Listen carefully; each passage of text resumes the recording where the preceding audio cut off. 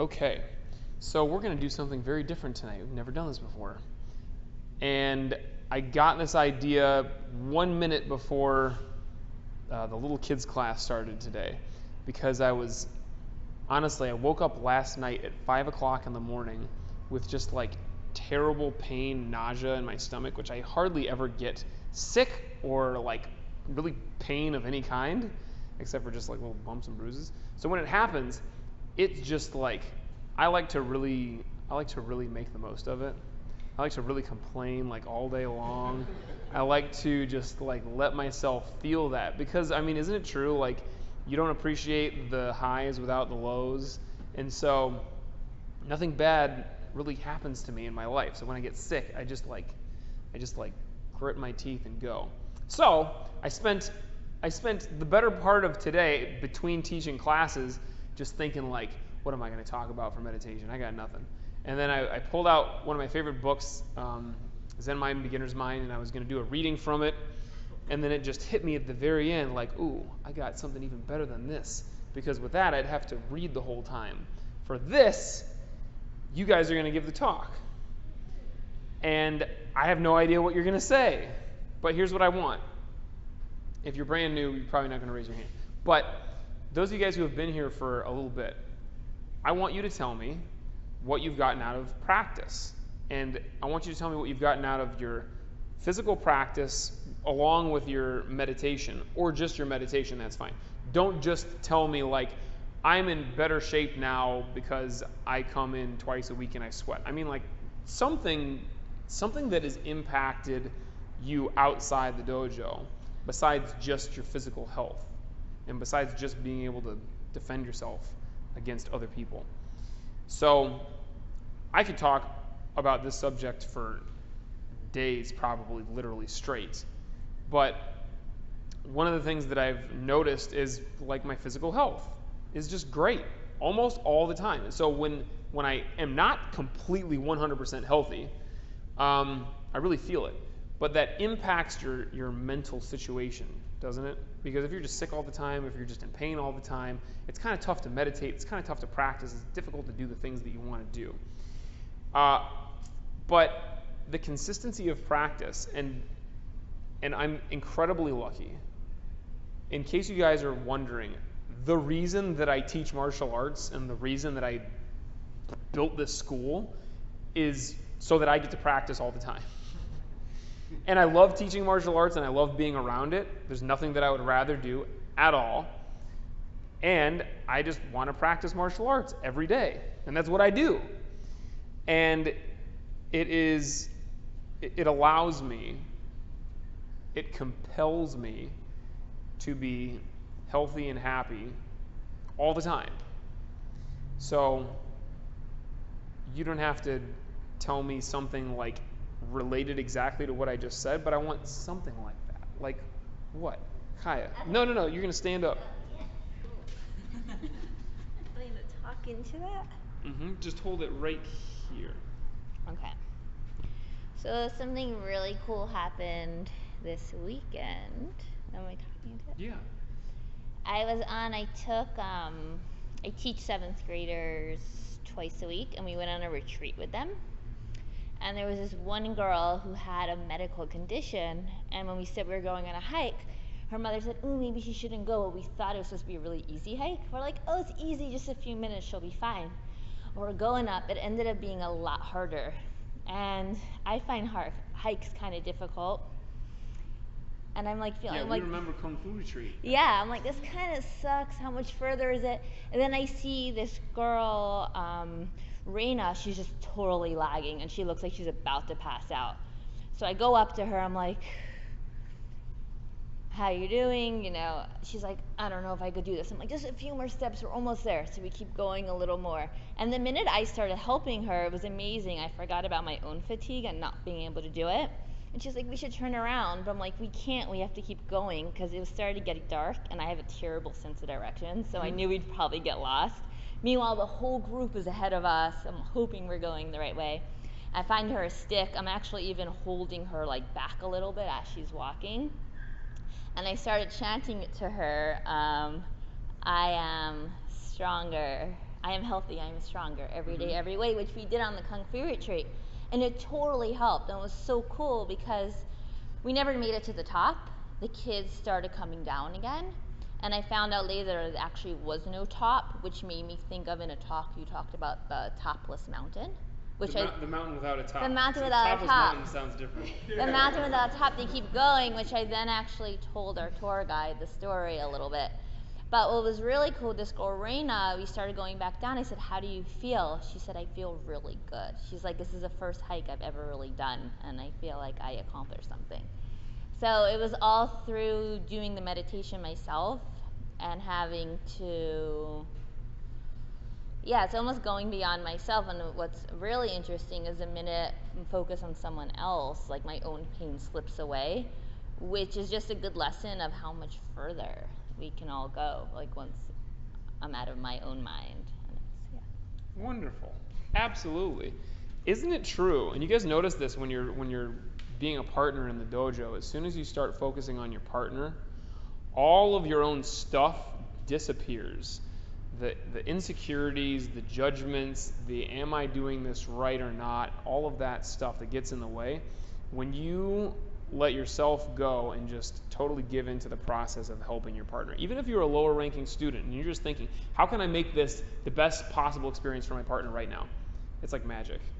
Your fatigue is gone. I mean, you're tired, but mentally you're there and you can do it. Great. Wonderful story.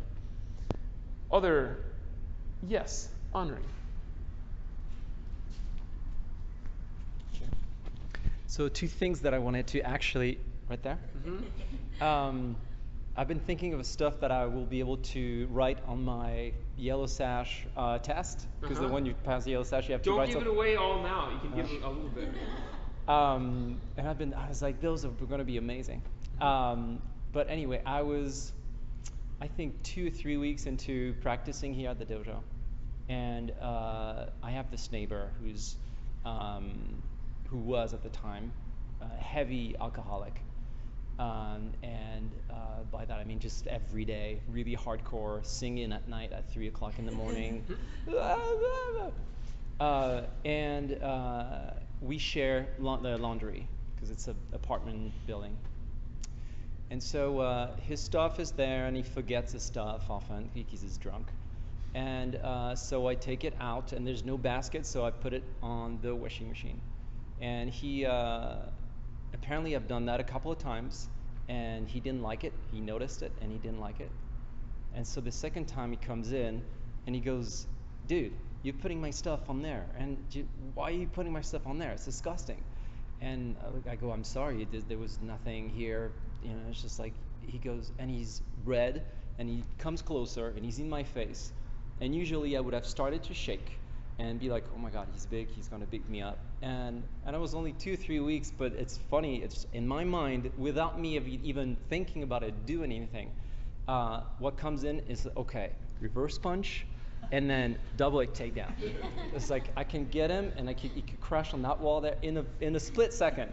And that alone, I mean, I'm glad I didn't have to do it, but that alone just made me just calm down, and I was not afraid, I was not freaking out at all about it. And he went away, he told me to F myself, and so I said, it's not very nice. And then a couple of weeks later, 2-3 weeks later, something changed because he was not singing at night, and I don't know if this episode helped or something, but it turns out he's not an alcoholic anymore.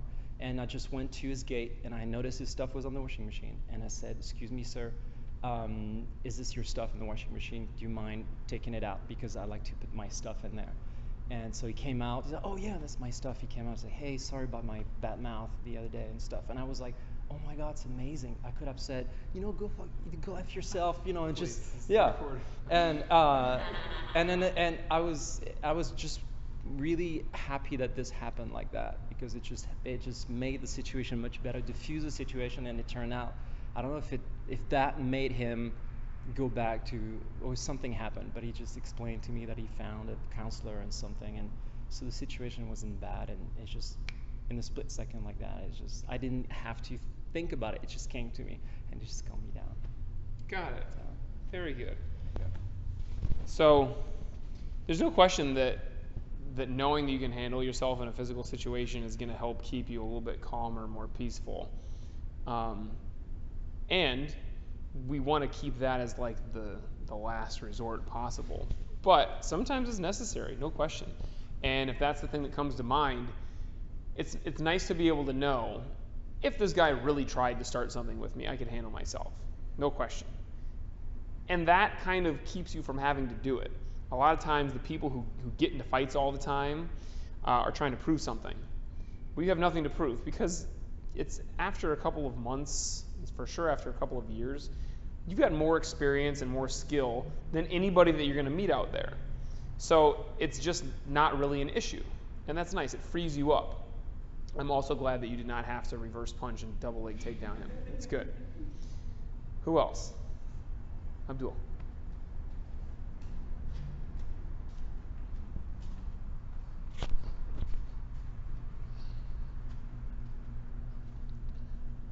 What I've gained, and one of the things I really like about this class is I find myself having like another hook for my identity. Like, okay, I'm also a martial artist student, and that one change has like a domino effect of so many other things for as how I'm going to interact in this situation.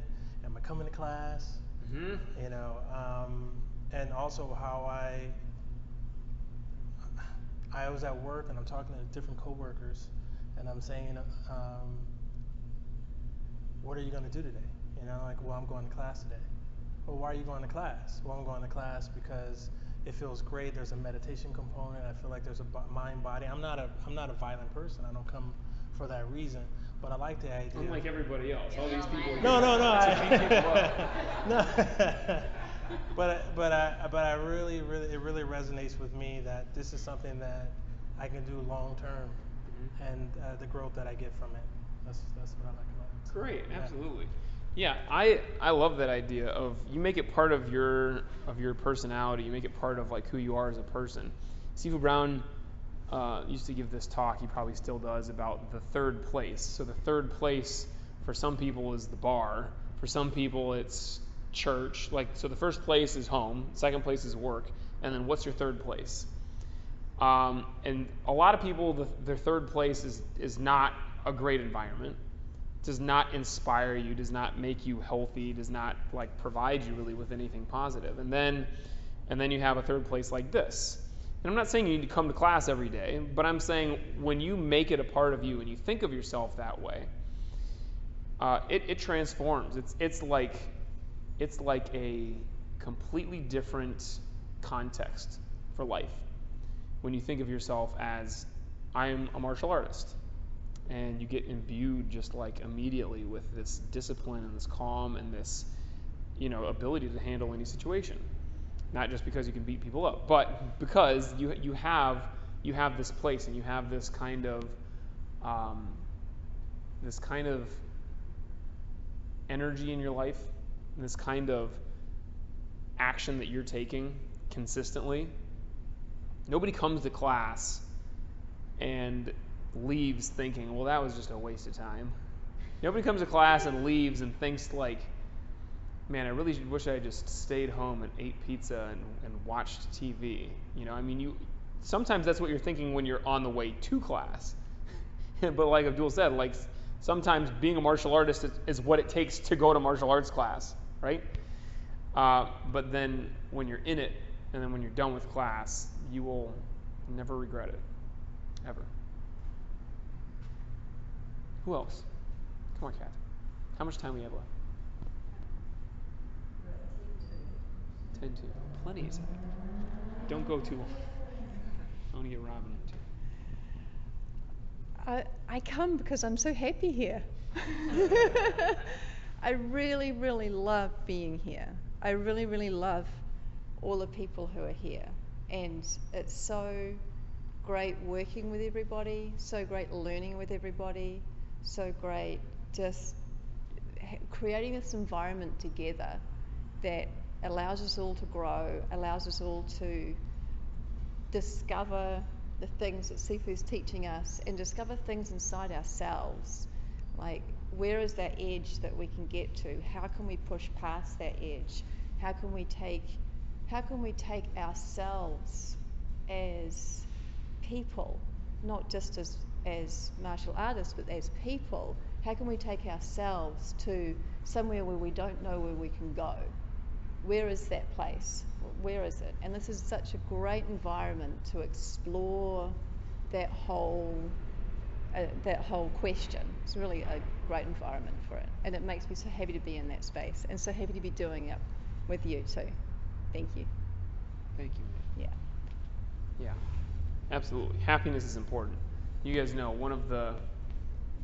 so we have the 5 ways of becoming great at martial arts, but then for the more advanced students, we actually have 7.5 ways. And one of the ways is you got to love it.